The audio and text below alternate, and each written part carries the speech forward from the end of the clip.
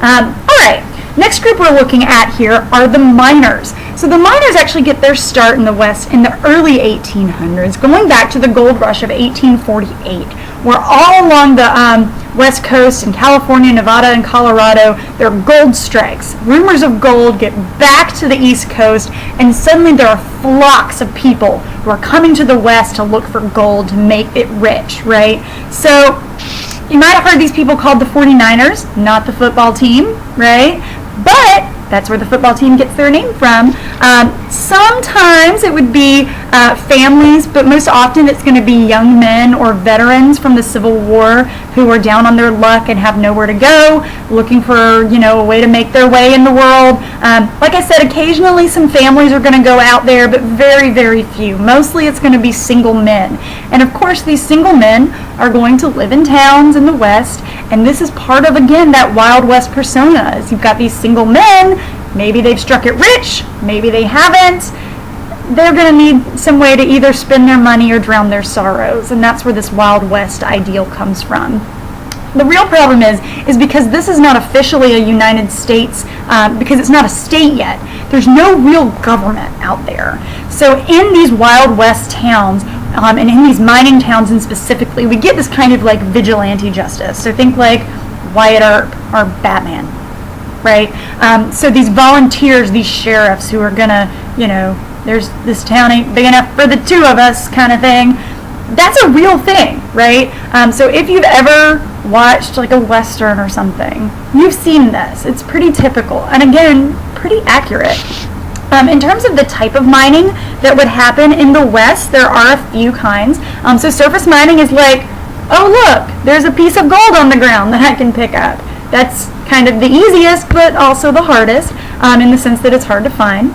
Panning is what you might have done as a kid if you ever went to one of those like panning places where you stick your plate into the water and there's a sieve at the bottom or a mesh at the bottom, and all the sand and water runs through it, and you can find like the little gemstones.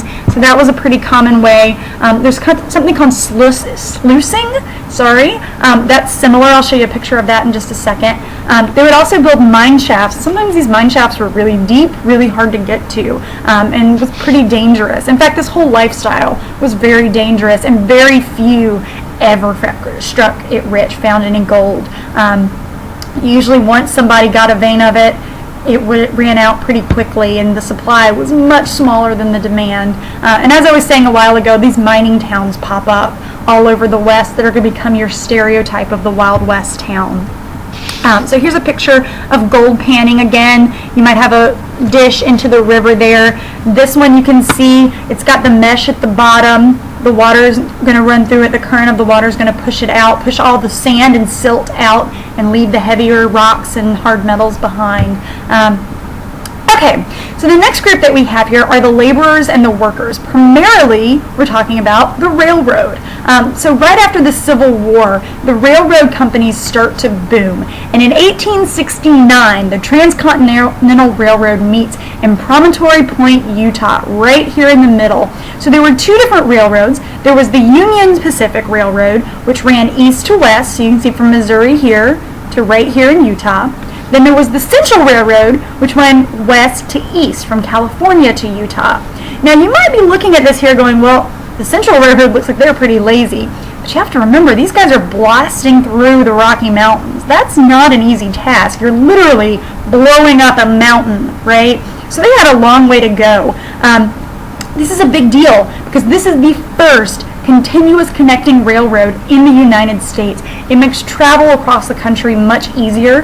It leads to time zones because now we realize that the sun is in different places in different parts of the world. So time zones come out because of that. When they met, it was a big deal. There had been this big contest about who was going to get there first, and you can see that these are both sides of the railroad here. So the Central on this side and the Union on this side, they're toasting each other with champagne, shaking hands, meeting. President Grant actually ran a golden spike into the ground to signify it, and one spike was connected to a telegraph wire, so as soon as it was hit into the ground, news all over the country went that this railroad had been completed. So that's a really big deal. So eventually, the Transcontinental Railroad is going to expand to railroad lines all over the country. Now, in terms of the key people, the laborers who are working on the railroad are primarily Irish men working from the east and Chinese working from the west. You may notice something. These are not Americans, right? These are mostly immigrants who are working on the railroads. These are hard jobs, and they're dangerous jobs, and they're not jobs that a lot of Americans wanted to take. And so a lot of immigrants ended up working on the railroad because of that. Now, however, there is one group of Americans who were willing to take these jobs, a group of Americans who were pretty disenfranchised in the country and didn't have a lot of other options. I bet you can guess what I'm talking about. African Americans. So a lot of former slaves also go into work on the railroad, which leads to a lot of myths and stories about different men. You might have heard of John Henry as a folk hero. And that all comes from the work on the railroad. Now, there's a major problem with the railroads, however. The government really missed out on their opportunity to regulate. So they give the lands to the railroad companies. We mentioned that already. But the problem is they don't regulate the railroads. So different companies start using different size gauges. So they don't meet, right? So a gauge is this big wooden part right here that connects the rails. Some companies use really small ones. Some companies use really big ones. So a train that could go on the small ones couldn't go on the big ones. That's an issue, right? Eventually, that's going to be solved by a guy named Cornelius Vanderbilt, who makes his living on a monopoly of what would become the standard railroad gauge. Now, in terms of the cultural characteristics of railroad workers, there's a lot of digging, a lot of dynamite, a lot of low pay.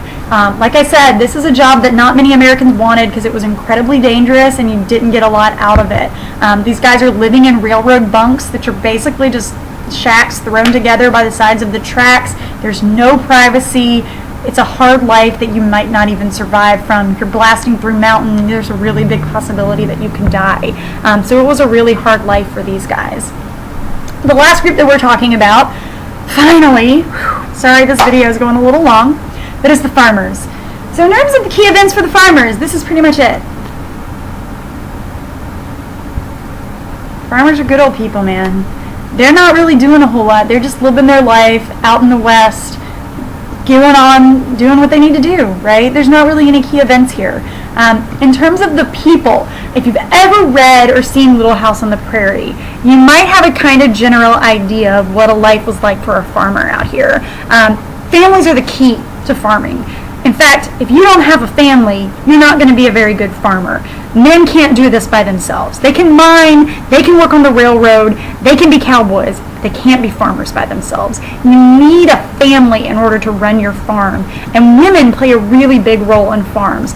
They keep house, they educate the children, they prepare the food, they make the clothing.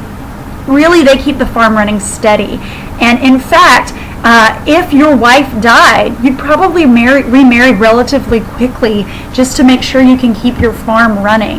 Now, in terms of the government policies, the government was really trying to encourage people to move out west. So in 1862, they passed what's called the Homestead Act. So the Homestead Act offered 160 free acres of land to anyone that would move out west. The key is, they had to live on that land for 5 years and improve it. Whether they, toiled the soil, whether they, did some sort of new cattle breeding or something. They just had to make it better, and they could keep that land for the rest of their lives. So as you can imagine, this opens a lot of opportunity for, again, people who wouldn't normally be able to buy 160 acres of land, like poor whites, African Americans, even a lot of immigrants. Another thing that they do is that they establish colleges across the country to kind of encourage research of agriculture. This is through the Morrill Act. And the idea here is that they want to improve agriculture. They want to improve breeding of plants and animals in order to get the best possible crops that they can get. This leads to the founding of NC State. That's where they founded. That's why their agricultural department, even to this day, is still great. So you can see here that there is some photographs of the early campus of NC State. This is the very first freshman class of NC State here. And their job, as I said, is to try and improve and research the new agricultural techniques. And that's funded partly by the Hatch Act. So this is money that the government gives to these new colleges in order to fund this research and crossbreeding and other sort of things. So they do work really hard to try and improve agriculture across the country. Even today, in those states in the Midwest, farmers are the key. They are the ones still there. They are the ones still working the land. Even though 1% of people are farmers today, most of them live in that one part of the country, and it's very important because every time you eat a piece of bread, you can think of farmer. There you go. Last thing I want to talk about are the cultural characteristics of farmers. So when you move out west and are planning to do this homestead thing, it's not easy, right? So the first thing that you do is you have to build a house. But look at these pictures. There's no trees on the prairie. So what are you going to use to build your house? Well, you're going to use dirt. They build sod houses. I don't know if you guys garden. I garden. Dirt is yucky, right? Like there are bugs and snakes and other gross things that are going to be in your homes. If you look at this photograph here, you'll notice that they have some wood in the door and in the ceiling. They probably took apart their wagon for that in order to build their houses. Another kind of house they would build is a dugout. So rather than just building the sod up, they would build into a hill or a cliff of some kind. So basically they're digging their way into the hill. But same thing, it's an earthen home full of critters and pests and all kinds of other little things. Obviously a big part of being a farmer is the new technology that comes out, such as the plow and the reaper. You can't farm without them. They would also use windmills. Windmills are really important in order to pump water from distant streams or lakes, because there's no guarantee of rain, right? So you've got to be able to get water in somehow, and that's what the windmills would do for you. So I want to wrap up by looking at what I feel like may be the best photograph of a Western family ever. So you can see in this picture, this is a dugout. You see how it's dug into the hill there, which is why the cow is standing on the roof. He's not really on the roof, he's on the hill. But still, your cow's munching on your roof there. There's obviously some sort of special occasion. They've got everybody lined up outside of the house.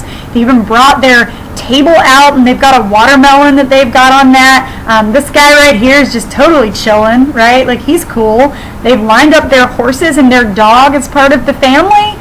This really exemplifies what life in the West was like. Family was really important. Even your animals played a big part in your life. Well, that wraps it up. I know that was a long video. I hope you enjoyed learning a little bit about the West, and I will see you later. Goodbye.